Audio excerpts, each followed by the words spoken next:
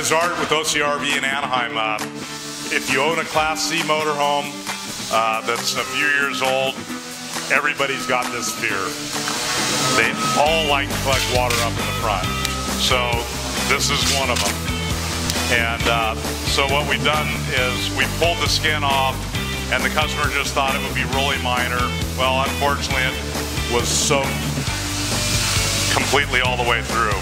So what we've done is we've taken the front end off, rebuilt the skins, recovered the inside with a new upholstery, and now we're putting it back together and gonna put the new skin on top of it and seal it and caulk it up.